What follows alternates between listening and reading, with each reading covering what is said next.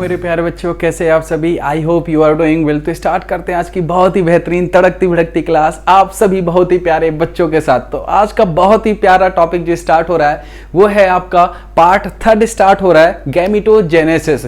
Part 1 और part 2 upload हो चुका है यूट्यूब में। जिन बच्चों ने नहीं देखा है तो वो जाकर के देख सकते हैं। वो जो टॉपिक है, फर्स्ट पार्ट जो है आपका मेल रिप्रोडक्टिव सिस्टम है और जो आपका पार्ट 2 है फीमेल रिप्रोडक्टिव सिस्टम है। ये सब कंप्लीट होने के बाद बेटा अब बात आती है इनके गैमीट्स फॉर्मेशन की कि गैमीट्स बनेंगे कैसे। ठीक है, तो जो पहला आपका पॉइंट है यहाँ पे देखो, जो पहला पॉइंट है आपका वो है गैमीटोजेनेसिस। तो गैमीटोजेनेसिस होता क्या है इसके बारे में अगर बात करें तो फॉर्मेशन ऑफ गैमीट्स क्या होता है, द फॉर्मेशन ऑफ गैमीट्स। किसके गैमीट्स? मेल एंड फीमेल के बनते हैं। ठीक है, और इसी प्रोसेस को क्या बोलते हैं हम? गैमीटोजेनेसिस। क्लियर। तो अगर यहां पे देखें क्या लिखा हुआ है, मैंने लिखा है the formation of primary male and a female sex organ. इनके सेक्स ऑर्गन से जो गैमीट्स बनेंगे तो produce the male and female gametes. क्या प्रोड्यूस करता है? Male and female gametes produce करता है रिस्पेक्टिवली। और मेल गैमीट्स को क्या बोलते हैं बेटा? मेल गैमीट्स जो होगा उसको बोलते हैं स्पर्म और फीमेल को क्या बोलते हैं? ओवम। ठीक है, तो ये कुछ बनेंगे आपके। क्लियर। तो ये ऐसे कुछ फॉर्मेशन होता है मेल और फीमेल गैमीट्स का। जब भी कहीं से चीजें होती हैं आपकी, एक गैमीट्स फॉर्मेशन होता है आपका मेल एंड फीमेल पे। क्लियर। नेक्स्ट अगर बात करते हैं कि स्पर्मेटोजेनेसिस क्या होता है, मतलब स्पर्मेटोजेनेसिस मतलब स्पर्म का फॉर्मेशन किससे होगा बेटा? वो होगा मेल से। तो यहां look, the formation of immature germs. क्या कहता है कि ऐसे इमेच्योर जर्म्स का फॉर्मेशन होगा जो बाद में प्रोड्यूस होकर के क्या बनाएंगे? आपके मैच्योर मेल मैच्योर जर्म्स का फॉर्मेशन करेगा बाद में। और वो कहां से होगा बेटा? कहां पे मैच्योर होगा? वो होगा आपका टेस्टिस पे। कहां होगा? टेस्टिस पे फॉर्मेशन होगा। क्लियर। ये जैसे मैंने डायग्राम बनाया है सिस्टमेटिक, ये आपका एक जब स्पर्म फॉर्मेशन होता है ना, तो कौन कौन सी प्रोसेस होती है, मींस इन द सेंस कि इनका डिवीजन फॉर्म कैसा होता है। यहां पे स्पर्मेटोगोनिया पहला फॉर्म बना, पहली सेल बनी। वो स्पर्मेटोगोनिया क्या करती है? प्राइमरी स्पर्मोसाइट्स में क्या होती है? डिवाइड होती है। क्लियर। वो जो प्राइमरी स्पर्मोसाइट्स होता है वो मियोसिस फर्स्ट करता है। मियोसिस में क्या होता है? 1 मोर देन सेल का फॉर्मेशन होता है। हमेशा जो डॉटर सेल्स होती हैं अपने ही जैसे 4 डॉटर सेल्स में कन्वर्ट हो जाती हैं, और वो भी कैसा होता है आपका? डिवीजन फॉर्म में। और ये देखो मियोसिस फर्स्ट, ये दोनों, और उसके बाद मियोसिस सेकेंड, 1 2 3 4। क्लियर। और ये होती है पहली प्राइमरी स्पर्मेटोसाइट्स और ये दोनों होती हैं सेकेंडरी स्पर्मोसाइट्स, और ये बनते हैं आपके स्पर्मेटिड्स, जो आपका कहलाता है मैच्योर स्पर्म का फॉर्मेशन होता है। क्लियर। लुक, अगर ओजेनेसिस की बात करते हैं तो oogenesis formation of ovum, simple. तो देखो यहां पे the formation of immature oogonia in the ovaries. और क्या प्रोड्यूस करेगी? आपका प्रोड्यूस करेगी मैच्योर ओवम, और ये क्या कहलाएगा? आपका ओजेनेसिस। क्लियर। तो सिंपल सी बात है कि जो ओवम का फॉर्मेशन होगा वो ओवरी पे होगा। क्लियर। और जो आपका स्पर्म का फॉर्मेशन होगा वो टेस्टिस पे होगा। तो ये दोनों क्या होते हैं? सेपरेट होते हैं, और इन दोनों का सेपरेट नेम क्या होता है? गैमीट्स। और इनमें जैसे आपके प्लांट्स में गैमीट्स कहलाते थे, मेल और फीमेल गैमीट्स, बट उसमें कोई ऐसा सेपरेट नेम नहीं था। बट इसमें सेपरेट नेम है। मेल गैमीट्स को क्या बोलते हैं? स्पर्म, और फीमेल गैमीट्स को क्या बोलते हैं बेटा? ओवम। लुक, स्पर्मेटोजेनेसिस क्या होता है? The spermatogonia multiply by the mitosis. जो स्पर्मेटोगोनिया होगा वो मल्टीप्लाई करेगा अपने आप को, फिर क्या करेगा? वो आपका स्पर्म का फॉर्मेशन करेगा, और फिर क्या कहता है? Increase in a number. और क्या करेगा? नंबर इंक्रीज करेगा, क्योंकि आपको पता है कि मेल में एक स्पर्म नहीं होता, बहुत सारे स्पर्म का फॉर्मेशन होता है, लगभग मिलियन स्पर्म का फॉर्मेशन होता है। और एक ही स्पर्म जो होता है कंप्लीटली मैच्योर, कंप्लीटली न्यूट्रिएंट्स से भरपूर होता है, हेल्दी होता है, वही जाकर के एक ही क्या करता है? फर्टिलाइजेशन की प्रोसेस करता है। बाकी क्या होते हैं? ऐसे ही फालतू क्या होते हैं? डेड हो जाते हैं। तो यहां पे देखें कि ये जो पूरा का पूरा बना हुआ है ये कंप्लीटली आपका ये क्या है? स्पर्मेटोजेनेसिस है। ये कितने टाइप्स में बनता है ये देखना है। तो ये होता कहां पे है? कहां पे प्रेजेंट होता है? Present seminiferous tubules. कहां पे होता है? सेमनीफेरस ट्यूब्यूल्स में प्रेजेंट होता है। और हर एक स्पर्मेटोगोनिया, यहां पे मैंने लिखा है each spermatogonia is a diploid. कैसी होगी? डिप्लॉयड होगी, मतलब नंबर ऑफ क्रोमोसोम्स क्या होंगे? 2n पे होंगे। Diploid in a nature and consist 46 chromosomes. कितना करेगा बेटा? 46 क्रोमोसोम्स करेगा। ठीक है, ये 46 क्रोमोसोम्स क्या करेगा? कंसिस्ट करके रखेगा उसको। लेकिन आपको पता है कि मेल में 23 ही होते हैं। ठीक है, तो 46 कहां से आ गए? इसका आंसर है, देखो यहां पे मैंने लिखा है spermatogonia called as the primary spermatocyte. जो स्पर्मेटोगोनिया है उसको क्या बोलते हैं? Primary spermatocytes. ये देखें, ये है प्राइमरी स्पर्मोसाइट्स। ये वाले, ये क्या होती है? डिप्लॉयड होती है। पहले तो डिप्लॉयड, फिर हेप्लॉयड में क्या होती है? कन्वर्ट हो जाती है। तो 23 एंड 23 क्रोमोसोम्स क्या होंगे? कंटेन करके रखेंगे। बहुत सारे 23 एंड 23 में रखेंगे, लेकिन कोई एक ही स्पर्म क्या होगा? 23 क्रोमोसोम्स कंटेन करके रखेगा, और फीमेल भी 23 हो गए और दोनों क्या मिलाएंगे? 46 क्रोमोसोम्स कंसिस्ट करेंगे। ये होता है आपका पूरा मैटर। यहां पे देखें, एंड अब मियोसिस। मियोसिस पे क्या होता है? आपको मैंने अभी बताया कि एक से ज्यादा डिवीजन फॉर्म होते हैं to form two equal haploid. ये देखो यहां पे आ गया बेटा, हैप्लॉइड सेल आ गई बेटा। कौन सी बेटा? Haploid cell. ये आ गई है हैप्लॉइड सेल्स। और जो ये हैप्लॉइड सेल्स होती हैं, ये देखो यहां पे क्या था? डिप्लॉइड था। ये दोनों क्या हो गई? अलग हो गई। ये वाली और ये वाली दोनों हो गई अलग। अब अलग होंगी तो क्या होगा? मियोसिस डिवीजन होगा। अब वो डिप्लॉइड से हैप्लॉइड, मतलब पहले 2 थी, फिर क्या हो गई? 1 हो गई। जैसे ये होता है 2n, इसको बोलते हैं 2n। फिर यहां पे होगा n and n number of chromosomes. तो पहले ये कितनी कंसिस्ट थी? 46। तो अब ये कितनी हो जाएंगे बेटा? 23 एंड 23। ये कुछ ऐसी होती हैं। ऐसे आपका ज्यादा से ज्यादा फॉर्मेशन होता है तो उतनी ज्यादा ये अलग होती जाती हैं, और उनको क्या बोलते हैं? Secondary spermatocytes. और इसमें क्रोमोसोम नंबर कितने होते हैं बेटा? 23 कंटेन करके रखता है। क्लियर? अगर सेकेंडरी स्पर्मोसाइट्स की बात करते हैं आगे तो क्या होगा? The secondary spermatocytes produced for equal haploid cells. ये देखो ये वाले, ये इक्वल सेल्स क्या करेगा? आपका आगे क्या करेगा? प्रोड्यूस करेगा। और इसको कौन से डिवीजन से? मियोटिक डिवीजन से करेगा। क्यों? क्योंकि इक्वल हो रहा है। अनइक्वल होता तो मियोसिस करता। और हर एक स्पर्मेटिड्स क्या करती है? 23 क्रोमोसोम्स को कंटेन करके रखते हैं बेटा। ये वाले 1 2 3 4 ये इक्वल हो गए हैं, और ये बन रहा है आपका कंप्लीटली मैच्योर स्पर्म बन रहा है। ठीक है, हमेशा दिमाग में रखना है कि कहां पे आपके डिवीजन फॉर्म्स क्लियर हो रहे हैं, और यहां पे कौन सा होगा? मियोसिस सेकेंड होगा। देखें यहां पे नेक्स्ट, द स्पर्मेटिड्स अंडरगो। जो आपका स्पर्मेटिड्स है वो कहां पे जाएगा? स्पर्मेगोनिया या spermiogenesis to form a spermatids. और इन्हीं को क्या बोलते हैं? स्पर्म बोलते हैं। क्या बोलते हैं बेटा? स्पर्म बोलते हैं। क्लियर? अब यहां जाकर के कंप्लीटली ये जो स्पर्मेटिड्स है ये जाकर के आपका मैच्योर स्पर्म का फॉर्मेशन करेगी। अगर एक स्पर्म की बात करते हैं तो क्या क्या कंटेन करके रखता है, तो देखिए आप, ये आपका डायग्राम है पूरा। ये डायग्राम कंप्लीटली देखो। ये पहले सबसे नीचे टॉप से देखें कि यहां क्या बना है? स्पर्मेटोगोनिया बना रहा है। जस्ट उसके ऊपर क्या है? Sertoli cell. सर्टोली सेल क्या करती थी? अगर आपको ना पता हो तो ये क्या करती थी? न्यूट्रिशन प्रोवाइड कराती थी। Nutrition, okay. और जस्ट उसके ऊपर देखिए आप, जस्ट उसके ऊपर है प्राइमरी स्पर्मेटोसाइट्स, फिर स्पर्मेटिड्स और सेकेंडरी स्पर्मेटोसाइट, और सबसे ऊपर है आपका स्पर्मेटोजोआ। ठीक है, और यही क्या है? आपका कंप्लीटली स्पर्म का फॉर्मेशन करता है, और एक स्पर्म में इतनी सारी सेल्स कंटेन करके रखता है जब आपका एक स्पर्म का फॉर्मेशन होता है। क्लियर? एक नेक्स्ट पॉइंट है यहां पे, द स्पर्म हेड्स।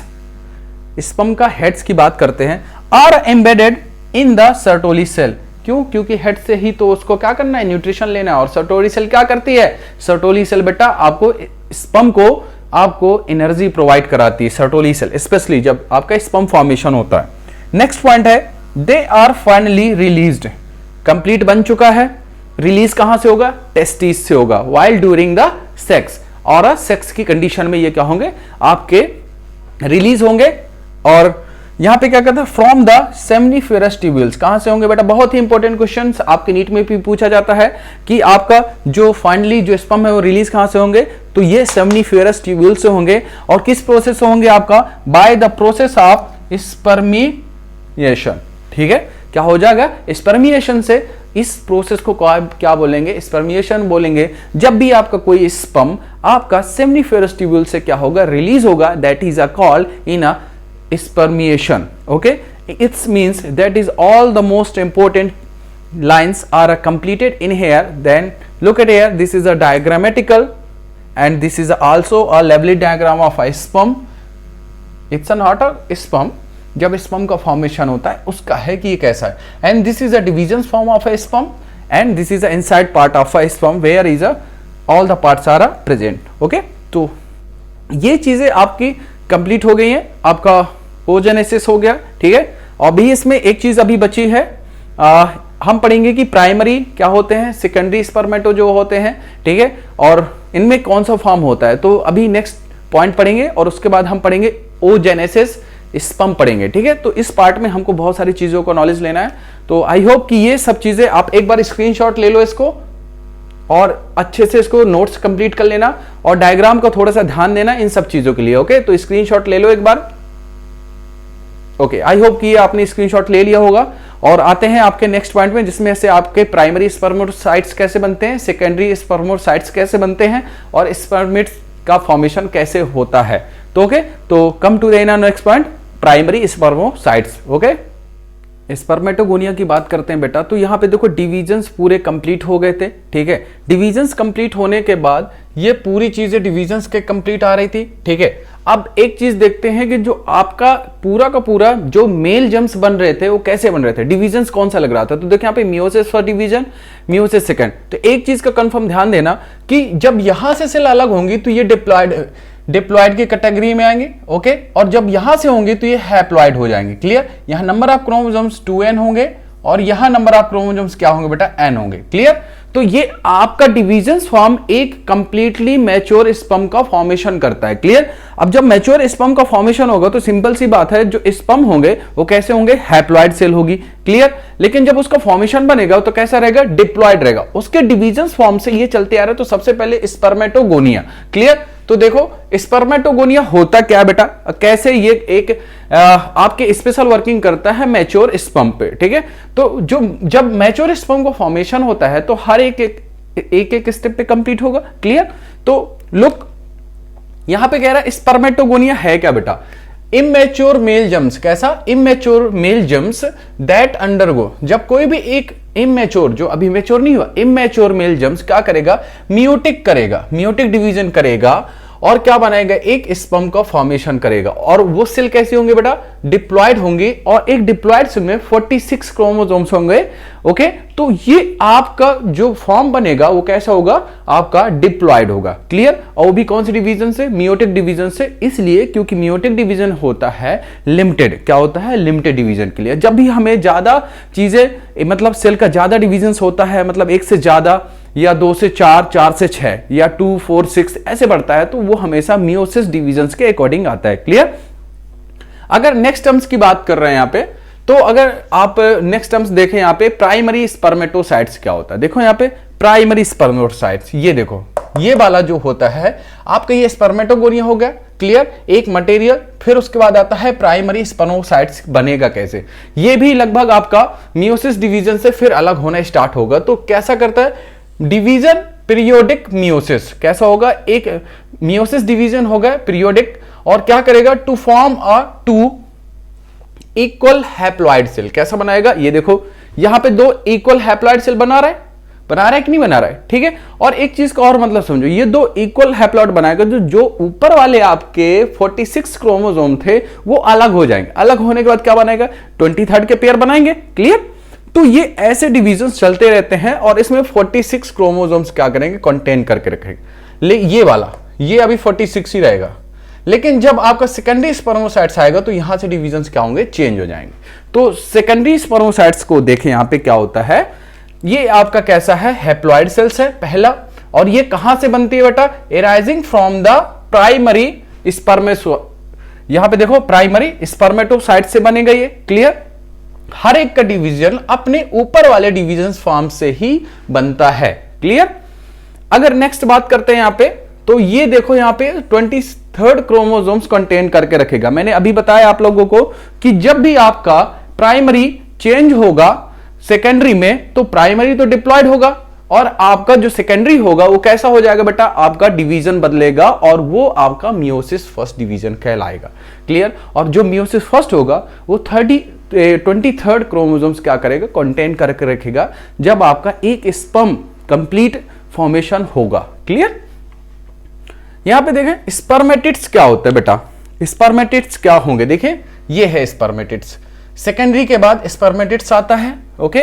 और ये भी कैसी है बेटा, हैप्लॉइड सेल है। कैसा है, हैप्लॉइड सेल है। और ये कहां से बनती है, arise from the secondary spermatocytes. कहां से बनेगी, सेकेंडरी स्पर्मेटोसाइट से बनेगी। ये पूरा का पूरा, ये यहां से या ये पूरा, ये आपका पूरा कैसा होता है, सेकेंडरी स्पर्मेटोसाइट से। ओके। और इसका डिवीजन किस फॉर्म पे होता है, मियोसिस डिवीजन। कौन सा डिवीजन होगा बेटा, मियोसिस डिवीजन होगा। और ये कितने क्रोमोसोम्स कंटेन करके रखेगा बेटा, ये देखो यहां पे 23rd क्रोमोसोम्स। कितने बेटा, 23rd क्रोमोसोम्स। अभी मैंने बताया यहां पे ये 46 दोनों कैसे होंगे, डिप्लॉयड होंगे। उसके बाद जब भी ये सेकेंडरी स्पर्मेटोसाइट्स चेंज होगा तो ये 23rd क्रोमोसोम्स कहां तक करेगा, स्पर्मेटिड्स तक। ओके। स्पर्मेटोगोनिया जो आपका कंप्लीट हुआ यहां पे, ठीक है। और उसके बाद इस पे देखिए स्पर्मियोजेनेसिस क्या होता है, it is the process of by which spermatids. Spermatids के बाद आपका क्या बनेगा, आपका स्पर्मियोजेनेसिस बनेगा। क्लियर। और क्या करता है ये, mature to form a spermatozoa. अब जो आपके स्पर्म है वो स्पर्मेटोजोआ कंप्लीट बन चुके हैं, मैच्योर। ये देखो ये मैच्योर स्पर्म का फॉर्मेशन हो चुका। एक चीज का मतलब समझो, मियोसिस डिवीजन होगा क्यों, इसलिए होगा कि जब भी, एक तो पहली बात बॉडी में हमारे जो स्पर्म बनते हैं वो एक तो बनता नहीं है, मिलियंस में बनते हैं। जब भी सेल को वन मोर देन डिवीजन करने होते हैं तो किसका लेती है, मियोसिस डिवीजन लेती है। और जब लिमिटेड डिवीजन करना होता है, मान लो कहीं सेल कट गई, हमारी बॉडी में कहीं इंजरी आ गई, ये सब के लिए आपका क्या हो जाएगा, आपका माइटोटिक डिवीजन होगा। ठीक है। और ये माइटोटिक डिवीजन एक तो पहली बात माइक्रो ऑर्गेनिज्म में होता है और हमारी बॉडी में अगर करेंगे तो माइटोसिस होगा। क्लियर। तो ये आपका सेल डिवीजन उसमें चलेगा ऐसे ही। ठीक है। और ये आपका पूरा था यहां से यहां तक। और ये आप जो मैंने डायग्राम बनाया था इसको मैंने अभी समझाया था थोड़ी देर पहले, तो आप इसको अच्छे से देख लेना। ठीक है, कि प्राइमरी सेकेंडरी स्पर्मेटिड्स कहां पे होते हैं। क्लियर।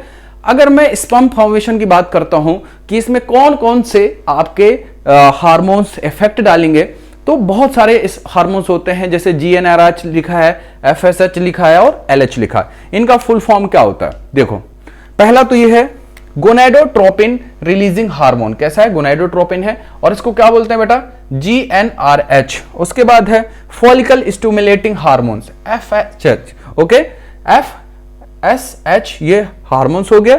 Luteinising hormones LH। तो ये तीन हार्मोन्स जो होते हैं, स्पेशली आपके स्पर्म जब बनता है ना, क्या बनता है, स्पर्म बनता है, उस टाइम पे ये इफेक्ट डालते हैं, काफी ज्यादा अफेक्टिंग होते हैं। क्या होते हैं बेटा, अफेक्टिंग होते हैं।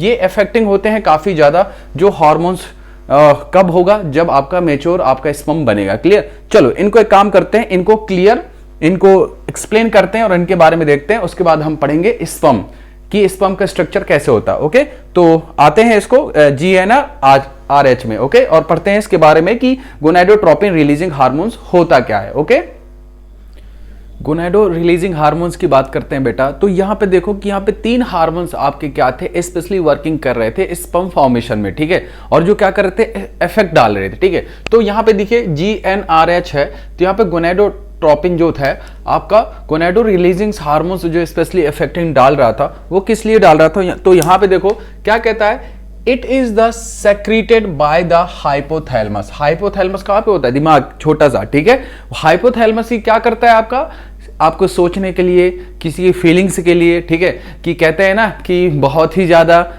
मेरे ऊपर प्यार मोहब्बत दुनिया, ये सब चीजें आती हैं, तो कौन करता है ये, हाइपोथैलेमस ही वर्किंग करता है बेटा। आपको सोचने के लिए, आपको हंसने के लिए, ये सब चीजों के लिए कौन वर्किंग करता है, हाइपोथैलेमस। वही सबसे बड़ा मेन मुद्दा। ठीक है, अगर वो ना हो ना तो आप कुछ नहीं कर सकते हो, ना सोच सकते हो, ना किसी के फीलिंग्स आ सकती हैं। ठीक है, वो हाइपोथैलेमस ही वर्किंग करता है। तो ये कहां से होगा बेटा, हाइपोथैलेमस क्या करेगा, आपका रिलीज करेगा। और ये क्या करता है, इट इंक्रीज सिग्निफिकेंस प्यूबर्टी। ठीक है, तो ये प्यूबर्टी आपकी होगी कि वो सिग्निफिकेंस होगा। प्यूबर्टी मतलब होता है आपके कुछ प्राइवेट पार्ट्स के अकॉर्डिंग है पूरा प्यूबर्टी, जहां पे पूरा एक कंप्लीटली फॉर्मेशन होता है आपके सेक्सुअल्स ऑर्गन्स का। क्लियर? अगर फॉलिकल स्टिमुलेटिंग हार्मोन्स है तो ये क्या करेगा, FSH बोलते हैं इसको। ये क्या वर्क करता है बेटा, it acts on the Sertoli cell. Sertoli cell क्या करती थी, आपकी न्यूट्रिशन प्रोवाइड कराती थी। क्या करती थी, न्यूट्रिशन प्रोवाइड कराती थी किसको, स्पर्म को। ठीक है, तो ये आपको स्पर्म्स को न्यूट्रिशन प्रोवाइड कराएगी। दूसरा क्या कर रहा है कि stimulates the releasings of some factors help the spermatogenesis. कुछ हेल्प करेगी आपके स्पर्म फॉर्मेशन के लिए, और सबसे ज्यादा इफेक्टिव यही हार्मोन्स डालते हैं आपके स्पर्म फॉर्मेशन के लिए कि स्पर्म कैसे बनता है। क्लियर? तो ये कुछ हार्मोन्स होते हैं। नेक्स्ट अगर बात करते हैं ल्यूटिनाइजिंग हार्मोन्स, क्या होता है बेटा, LH acts the Leydig cell. कहां पे है, ये लीडिंग सेल्स आपकी होती हैं स्पर्म फॉर्मेशन पे, और ये क्या कहता है, and the secretion of androgens. क्या कहता है, एंड्रोजन्स होगा। एंड्रोजन्स आपका क्या होता है बेटा, आपका होता है टेस्टिकुलर हार्मोन्स। कौन से हार्मोन्स होते हैं, टेस्टिकुलर हार्मोन्स। एंड्रोजन्स हार्मोन्स होते हैं जो कहां से रिलीज होते हैं, टेस्टिस से रिलीज होते हैं, और उस टाइम पर रिलीज होंगे जब आपका स्पर्म भी रिलीज होगा, मतलब इजैक्युलेट होगा। क्लियर? यहां look, androgens which in the turns stimulate the process of spermatogenesis. कब होगा, स्पर्मेटोजेनेसिस पे होगा जब आपका स्पर्म फॉर्मेशन होगा। मतलब स्पर्म का फॉर्मेशन होता है। स्पर्मेटोजेनेसिस क्या होता है, the formation of immature sperms. Okay, और वो क्या करता है, produce a mature sperms by a meiosis division. Okay, और वो कहां पे बनता है, आपका टेस्टिस पे बनता है। क्लियर? तो ये आपके कुछ हार्मोन्स थे जो आप क्या हो रहे थे, अफेक्टिंग कर रहे थे आपके किस पे, जब आपका एक स्पर्म बन रहा था। तो ये कुछ 3 हार्मोन्स जो थे आपका, कौन कौन सा था, GnRH था, उसके बाद FSH था, एंड देन आफ्टर क्या था, LH था। ओके, तो ये कुछ हार्मोन्स थे जो सबसे ज्यादा अफेक्टिंग कर रहे थे आपके फॉर्मेशन ऑफ स्पर्म में। क्लियर? तो ये आपका कंप्लीट हो चुका है। अगर नेक्स्ट टर्म्स की बात करते हैं यहाँ पे, तो नेक्स्ट टर्म्स में यहाँ पे क्या होगा कि देखिए यहाँ पे ये पूरा आपका स्ट्रक्चर बना हुआ है। देखो पूरा स्ट्रक्चर मैंने बना दिया। किस चीज का स्ट्रक्चर है बेटा, ये आपका स्ट्रक्चर है स्पर्म का। किसका है ये, स्पर्म का। मैं यहां पे लिख दे रहा हूं स्पर्म। स्पर्म को देखो गौर से, तो ये पूरा स्ट्रक्चर एक स्पर्म का होता है। आप कहोगे सर ये कितना बड़ा दिख रहा है, होता तो हमें खुद नहीं दिखाई देता स्पर्म। क्यों? क्योंकि आपके जो स्पर्म रिलीज होते हैं, देखो यहाँ पे मैंने लिखा है 200 से 300 मिलियन होते हैं। कितने, 200 से 300 मिलियन स्पर्म बनते हैं। और ये कितना होता है, 60% जो होते हैं वो नॉर्मल होते हैं। ओके, और यहां पे जो 40% है, 40%, ये 60% है वो नॉर्मल शेप में होते हैं, और 40% कैसे होते हैं, विगोरस मोटेलिटी शो करते हैं। क्लियर? जो ज्यादा तेज होते हैं वो कितने होते हैं, 40% होते हैं। क्लियर? एक बार स्पर्म में नजर डालें कि स्पर्म में होता क्या क्या है। तो देखो यहाँ पे टेल होती है सबसे लास्ट पॉइंट से, फिर ये जो ऊपर पार्ट होता है, यहां वाला पार्ट, ये थोड़ा सा, ये कहलाता है मिटोकॉन्ड्रिया। क्रोमोसोमल्स को क्या करेगा, एनर्जेटिक प्रोवाइड कराएगा। ओके, ये वाला पार्ट, ये अंदर में जो आपका ये जो शेप दिख रहा है ना, क्रॉस ऐसे ऐसे, ठीक है, ये जो होता है मिटोकॉन्ड्रिया। थोड़ा सा ऊपर आते हैं तो ये कहलाता है मिडिल पार्ट, और ये वाला पोर्शन जो होता है ये होता है नेक। क्या होती है, नेक, गर्दन। ठीक है, और ये जो पूरे पार्ट्स होते हैं, ये पूरे पार्ट, ये हेड कहलाते हैं। क्या होते हैं बेटा, हेड, HEAD। ठीक है, ये होता है हेड, पूरे के पूरे। और हेड में क्या होता है, ये न्यूक्लियस कंटेनिंग करता है यहाँ पे। उसके बाद ये वाला पार्ट होता है आपका एक्रोसोम्स, और सबसे टॉप ऑफ द पॉइंट होता है प्लाज्मा मेम्ब्रेन। क्लियर? तो ये आपका एक स्पर्म कंप्लीटली होता है। चलिए इनके बारे में कुछ पढ़ते हैं कि सभी पार्ट्स की इंपॉर्टेंस क्या होती है। तो स्पर्म देखिए क्या क्या कंसिस्ट करके रखता है बेटा, ये कंसिस्ट करके रखता है head, neck, middle piece and tell.